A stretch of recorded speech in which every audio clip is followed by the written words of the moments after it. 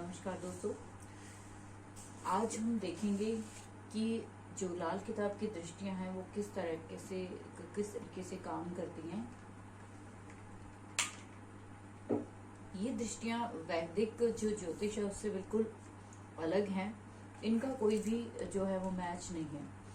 सिर्फ सातवीं दृष्टि है जो वैदिक के अकॉर्डिंग है, लेकिन वो भी सभी खानों में नहीं लगती है। इसलिए आप कोई भी वास्तु करना चाहते हैं, कोई भी आप कुंडली देखना चाहते हैं, तो उसके लिए आपको लाल किताब की दृष्टियों के बारे में नॉलेज जरूर होनी चाहिए। तो आज मैं आपको कुछ स्लाइड से बताऊंगी कि किस तरीके से कौन सी दृष्टि काम करती है। सबसे पहले हम लेंगे जो सातवीं दृष्टि है, जो पहले से सातवें खाने में जाती है, 100% की पावर के साथ होती है। ये जो दृष्टि है ये काफी महत्वपूर्ण मानी जाती है और ज्यादातर जो है सबसे पहले यही दृष्टि जो है वो देखी जाती है कुंडली में। उसके बाद चौथे से 10वें में जो दृष्टि जाती है, सेकंड वाली ये हो गई।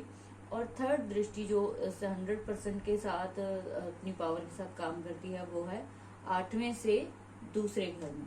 तो पहली जो 3 दृष्टियां हैं ये सबसे इम्पोर्टेंट मानी जाती है, जो 100% काम करके कुंडली के, जैसे कि मान लीजिए यहाँ सन बैठा है, यहाँ सैटर्न बैठा है, तो सन से जो दृष्टि जाएगी सैटर्न की तरफ वो पूरी जो है राजा की होती है, वो वजीर की तरफ जाती है, यानी कि फुल पावर उसमें होती है। वो अगर उसका मित्र प्लेनेट है तो भी, अगर उसका मान लीजिए दुश्मन ग्रह है तो भी ये उस पर बहुत हार्म करती है। उसके बाद जो सेकंड हम दृष्टि लेंगे, इसमें वो लेंगे 50% के हिसाब से जो काम करती है, यानी आधी अपनी जो क्षमता है वो ग्रह जो है दूसरे घर में पहुंचा देता है उस घर की जो पावर है। जैसे मान लीजिए यहाँ पे 3rd हाउस से 11th हाउस में दृष्टि जाएगी तो वो 50% की अपनी पावर के साथ जाएगी, यानी कि यहाँ अगर सन है, यहाँ पे सैटर्न है, तो सन जो है वो अपनी पूरी पावर से यहाँ पे नुकसान नहीं पहुंचा पाएगा सैटर्न के पास। वो जो है तकरीबन 50% के आसपास ही उसको नुकसान करेगा। उसके बाद 3rd से ही जो है वो 9th में दृष्टि जाती है। यहाँ से भी अगर राहु बैठा है मान लीजिए और यहाँ पे चंद्रमा बैठा है, तो आधी ही वो जो है क्षमता के साथ राहु जो है चंद्रमा को नुकसान कर पाएगा।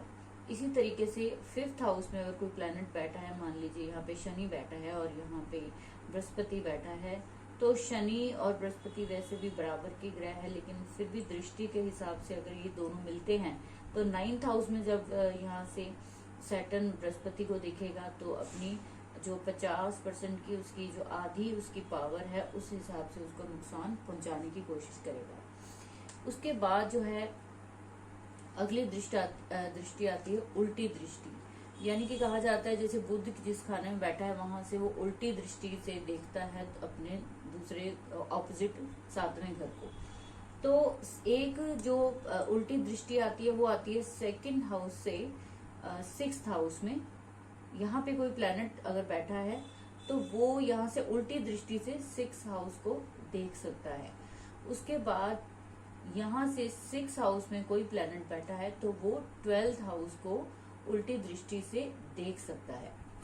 इसके बाद 8th हाउस में कोई प्लैनेट बैठा है तो वो सीधा अपना असर 25% के साथ पहुंचा देगा 12th हाउस में।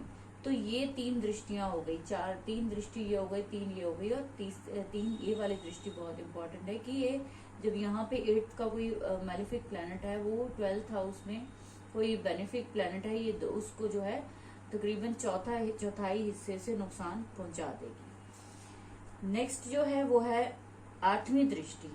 1 से 8 लिखा है तो मतलब 8वीं दृष्टि। इसको हम क्या बोलेंगे? इसको हम बोलेंगे टक्कर की दृष्टि। ठीक है, टक्कर की दृष्टि का क्या मतलब है कि 1st हाउस में अगर कोई प्लैनेट बैठा है तो 1st हाउस से अगर हम काउंट करेंगे तो 8th हाउस में वो प्लैनेट जो है, जैसा कि मैंने दिखाया भी है, 8th हाउस में अपनी टक्कर देगा। और यहाँ से 8 से अगर हम गिनेंगे तो गिना कितना जाएगा? 1 2 3 4 5 6। तो इसको हम बोलते हैं असल में 6-8 की टक्कर। ठीक है, तो यहाँ पे जो प्लैनेट बैठे होंगे वो आपस में टकरा रहे होंगे 6-8 की टक्कर के साथ। अब इसमें क्या होता है कि ये बहुत नुकसानदायक दृष्टि होती है। इसमें हमेशा क्या होता है कि कोई भी प्लेनेट बैठा है तो उसको वो चोट पहुंचा देगा। 8वां जो 8 नंबर है जो ये चोट पहुंचाने का है। जहां भी जो प्लेनेट मान लीजिए सेकंड में बैठा है तो वो 8वीं दृष्टि भाग्य स्थान को देगा, 8वीं दृष्टि से उसको घायल कर रहा होगा। थर्ड हाउस में अगर कोई प्लेनेट बैठा है, वो अगर 10th में कोई प्लेनेट भी है और थर्ड में भी है, यहाँ से ये 8वीं दृष्टि यहाँ पहुंचाएगा और छठी दृष्टि से ये यहाँ, तो 6-8 की टक्कर लगेगी। तो आप मानिए कि प्रोफेशन के प्लेनेट को वो डिस्टर्ब करेगी। इसी तरीके से चौथे हाउस में बैठा है तो वो जो 8वीं दृष्टि से और यहाँ से बैठा प्लेनेट छठी दृष्टि से चौथे घर को घायल कर रहा होगा। तो इस तरीके से ये आप हर खाने में काउंट करते जाइए और देखिए कि आपके किस हाउस में बैठकर किस हाउस में 8वीं या छठी का टक्कर जो है लग रही है। तो उससे क्या होता है कि आपको पता चल जाएगा कि कोई प्लेनेट घायल हो रहा है या बिना मतलब से ही वो मार खा रहा है, तो उसको आप बचाइए।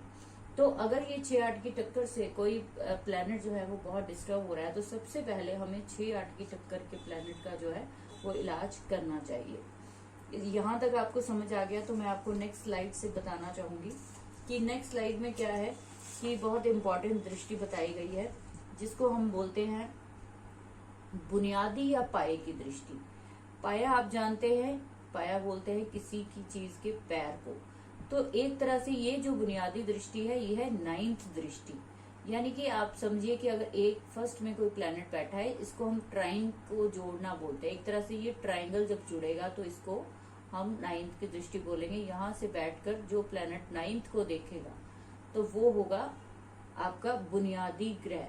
वैसे भी कहा जाता है कि सबसे पहले जब हम कुंडली देखते हैं तो 9th हाउस को चेक किया जाता है कि ये जो आपके ग्रह, यहाँ से आपका ग्रह का पता चलेगा कि आप पूर्व जन्म से क्या जो पुण्य है वो लेकर आए हैं, आपके 4 फादर्स, आपके पिता की क्या मान प्रतिष्ठा है जो कि इस जन्म में आपको जिसका प्रॉफिट मिलेगा।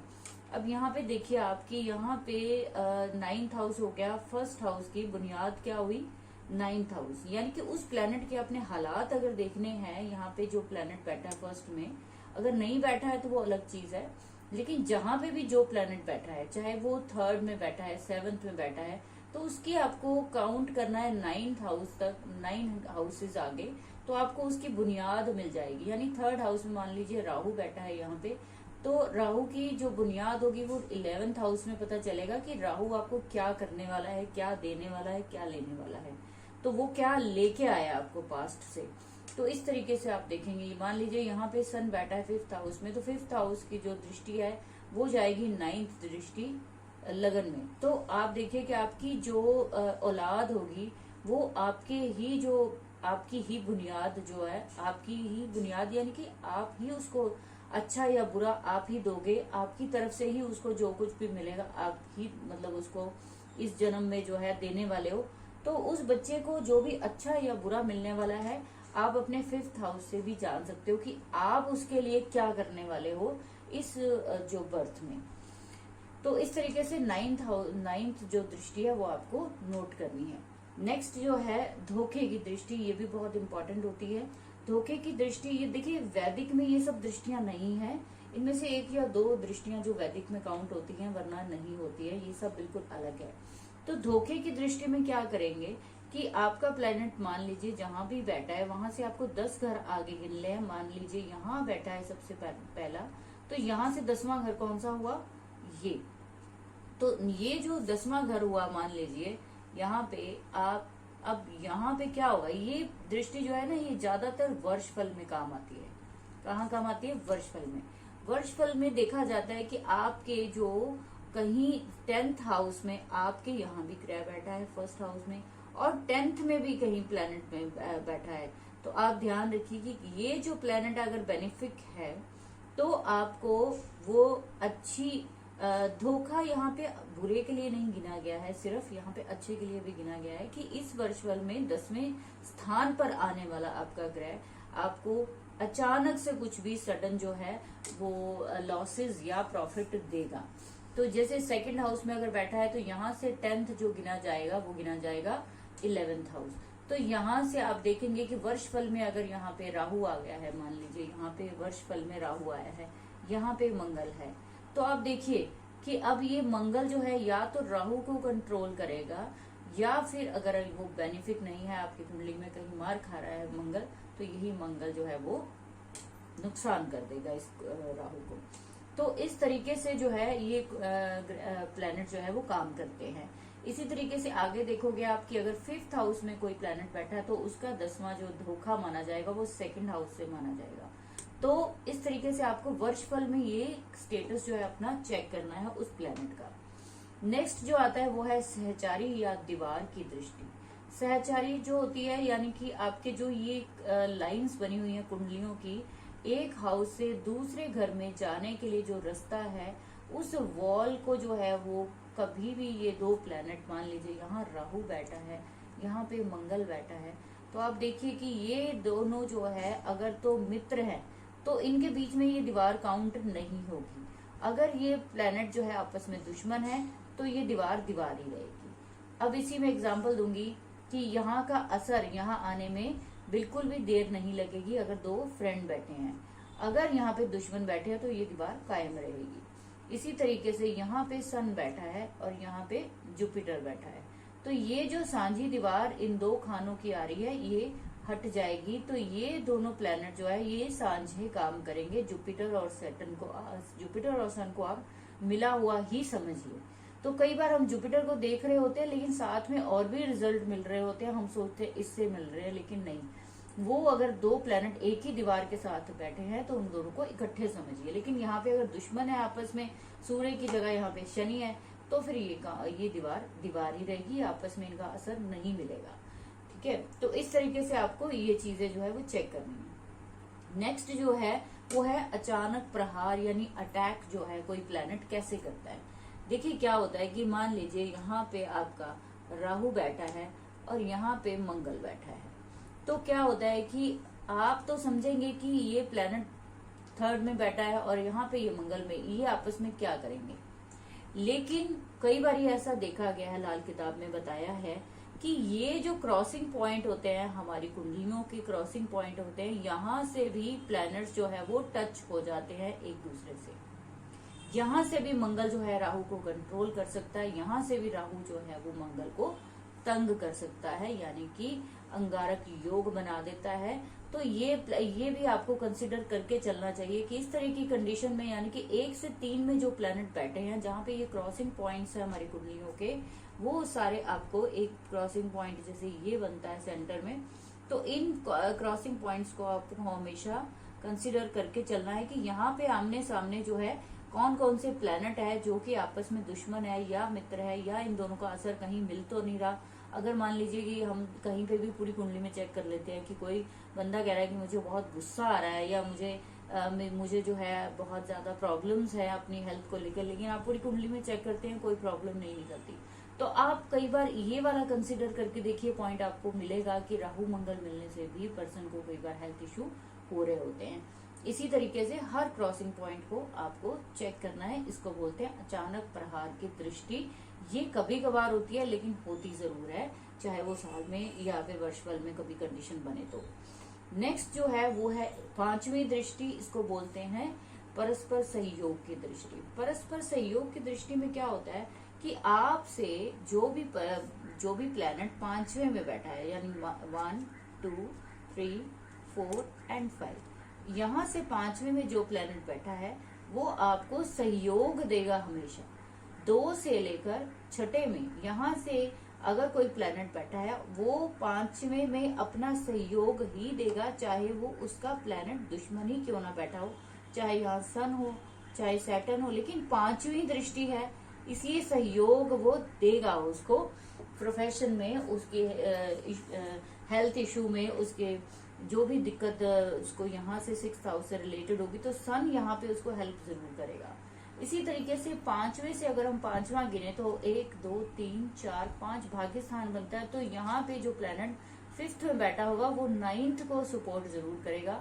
अब 9th से अगर 5th गिने तो वो लगन बनता है, तो यानी कि लगन से बैठा हुआ ग्रह जो लगन को यानी कि आपको खुद को जो है बहुत बड़ी हेल्प कर रहा होगा। तो 5वीं दृष्टि भी बड़ी इंपॉर्टेंट मानी जाती है, यानी सबसे इम्पोर्टेंट दृष्टियां कौन सी हुई आपकी 9th, 5वीं, 7वीं और यो 50 और मैंने 100% की आपकी बताई की दृष्टियां हैं वो बहुत बहुत ज्यादा जो वो काम करती हैं। उसके अलावा वर्षफल में धोखे की सहचारी और अचानक प्रहार वाली दृष्टियां वर्ष फल में जरूर देखें जब हमें बहुत बड़े इशू आ रहे होते हैं। तो इस तरीके से मैंने बताने की कोशिश की है आपको कि आप इनको बताना इसलिए जरूरी था दोस्तों। आगे मैं एस्ट्रो वास्तु के वीडियो शुरू करने वाली हूँ, आपको मैं आगे चंद्र कुंडली भी समझाऊंगी, जिससे क्या होगा कि आपको जो है समझ में आएगा कि चंद्र कुंडली के बिना जो है आपको कभी भी समझ में नहीं आएगी चीज कि हमें घर का वास्तु करना कैसे है। तो आपको पहले चंद्र कुंडली अगले वीडियो में मैं समझाऊंगी, उसके साथ ही एस्ट्रो वास्तु के वीडियो शुरू होने वाले हैं। मैं कुंडली पे समझाऊंगी प्रॉपर, मेरा साथ दीजिए।